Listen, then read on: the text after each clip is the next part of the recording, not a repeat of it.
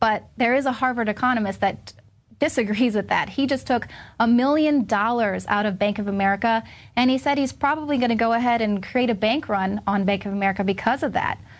Now, this is a Burnham. He's an ardent critic of the Fed. He writes, "Why do I risk starting a run on Bank of America by withdrawing my money and presuming that many fellow depositors will read this and rush to withdraw too? Because they pay me 0 interest."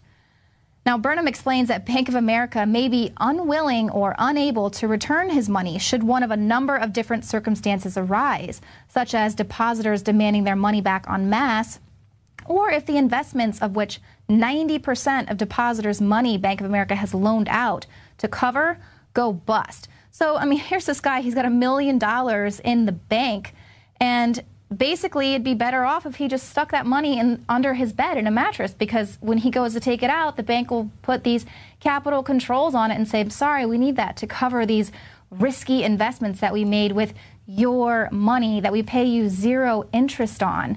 Silly American, what were you thinking? But in addition, he points out that the FDIC, which everyone feels so secure, you know, putting their money in the bank because they guarantee to insure deposits up to $250,000. He points out the FDIC only has about $41 billion in reserve against $6 trillion in insured deposits. So, I mean, you can do the math there. Now, this Harvard economist, he pins the blame on the government intervention, and specifically Ben Bernanke and the Federal Reserve for pursuing absurd quantitative easing policies. He says it's going to unravel in the U.S. as it has every other time it has been tried, from Weimar Germany to Robert Mugabe's Zimbabwe. Now, another elite insider also agrees with Burnham. He was one who predicted the massive economic crash in 2012. He says now that there's a very large probability that the real end-of-the-world scenario might come March 4th, 2014. He says the doomsday clock will ring then because the U.S. economy may fully crash around that date, which will in turn bring down all world economies and all hope of any recovery for the foreseeable future. Now, he predicts that interest rates will skyrocket, businesses will fail, unemployment will go to record levels, of course, material and food shortages, and major social unrest. Now, he goes on to say that any wishful thinking that America is in a recovery and that things are getting better is an illusion, because a run on the bank would start suddenly, but it would snowball, build very quickly, and the rest of the world would fully crash along with us. Now, this collapse is also noted by the U.S. Treasury Department, who agrees, and they say that if the U.S. government doesn't raise the debt ceiling, it's going to have a generational effect, meaning that a depressive economic environment could last for our entire lifetimes, which is very frightening. Now, who knows if it's going to happen around March 4th or whenever, but all I can say is that there are some major economists and the U.S. Treasury, I don't really believe anything they say, but some other major economists are saying we need to be prepared for this. Something is happening. And if Burnham's words don't send a chill down your spine, they definitely should send a chill through the markets.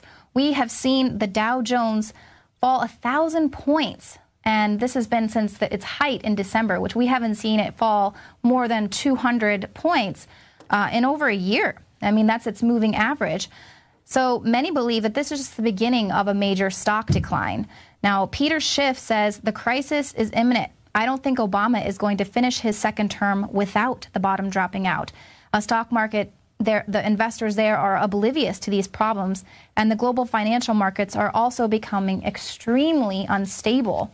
Now, for anyone who doesn't believe that we could see civil unrest here in America, like what these economists are talking about, just take a look at what happened in Seattle.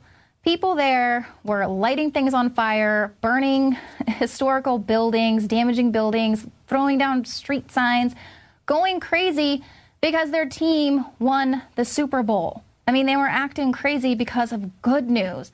Now, imagine what they would do, how the average American would behave if there was a total economic collapse and no one could find any jobs or any income for an extended period of time. Alex Jones here to tell you about how you can help spread liberty worldwide while also enjoying what I have found to be the best tasting 100% organic coffee on the planet. For more than a decade, my favorite coffee has come from the high mountains of southern Mexico, where the Chiapas farmers grow their unique shade-grown Arabica beans. We have now managed to secure these sought-after beans in a highly customized blend. Discover and try a bag of the Patriot Blend 100% organic coffee at InfoWarsLife.com. This coffee gives you a long, smooth pick-me-up for hours without the headaches and heartburn that so many other coffees give me personally. Hands down, this is my favorite coffee, and it's taken us years to secure connections directly to the Chiapas Mexican farmers. Drop by the site today, order a bag or two, and I don't think you're going to be disappointed. Available in original or with our immune support infusion blend. You will be supporting a free press, all the while enjoying a truly great tasting cup of my favorite coffee. Available at InfoWarsLife.com.